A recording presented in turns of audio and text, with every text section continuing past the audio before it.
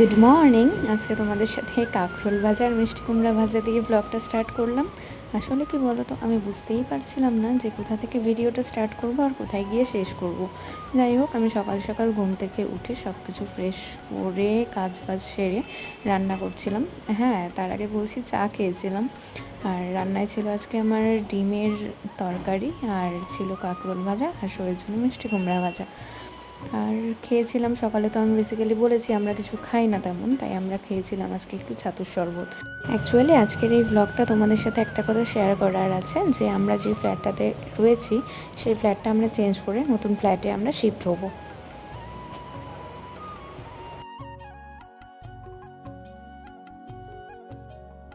তো যাই হোক, আমি কিন্তু ছাতুর শরবতটা খাচ্ছিলাম, এদিকে রান্নাও হচ্ছিলো আমার, এদিকে খাচ্ছিলামও। আর আজকেও খুব বৃষ্টি হচ্ছে সকাল থেকেই, তো ওয়েদারটাও খুব ঠান্ডা ঠান্ডাই ছিল, বেশ ভালোও লাগছিলো।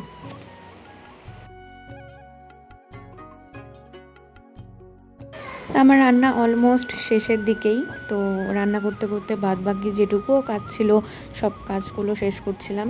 এদিকে বাজার এনে রাখা ছিল, সেই বাজারগুলোও আমাকে ফ্রিজে রাখতে হবে, সেগুলোর ব্যবস্থা করছিলাম।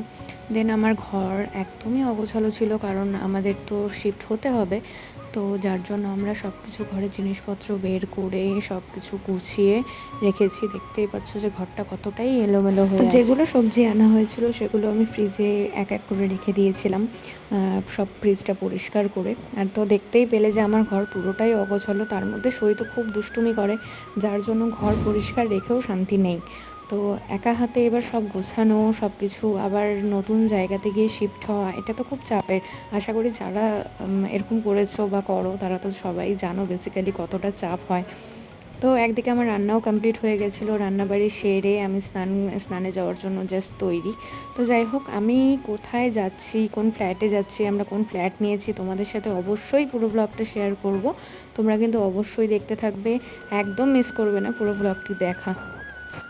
তো স্নান সেরে আমরা খাওয়া দাওয়া করতে বসে পড়েছিলাম। দুপুরের লাঞ্চের টাইম হয়ে গিয়েছিল, শোয়েরও খাওয়ার টাইম হয়ে গেছিলো। আর যেহেতু ডিম করেছিলাম, শোয়ের তো খুব ফেভারিট ডিম, আর আমিও ভীষণ দিনের মতো ভাত খাওয়া দাওয়া করে আমরাও সেই দুপুরে ঘুমের জন্য তৈরি থাকি, যে কখন খাওয়া দাওয়া হবে আর কখন ঘুমোবো। তো যাই হোক, আজকের ব্লগটা তোমাদের সাথে স্পেশালি এটাই শেয়ার করার ছিল, জন্যই আমি আজকের ব্লগটা করেছি। যাই হোক, যারা যারা আমার ফেসবুক পেজটা এখনও ফলো করোনি তারা কিন্তু অবশ্যই ফলো করে দিও, আর ইউটিউব চ্যানেলটা অবশ্যই সাবস্ক্রাইব করে দিও। আর যারা যারা ফেসবুকে আমাকে ফলো করবে, আমি ইনস্ট্যান্ট কিন্তু ফলো ব্যাক দেবো। আর এটা এটা তোমরা যদি কেউ বিশ্বাস না করো তাহলে কিন্তু অবশ্যই একবার করে দেখতে পারো। তো যাই হোক, আজকের ব্লগটা এটুকু অবধি, আমাকে সাপোর্ট করো অলওয়েজ। আমি যাতে খুব একটা বেশি না, মোটামুটি যাতে একটা কন্টেন্ট ক্রিয়েটার হতে পারি।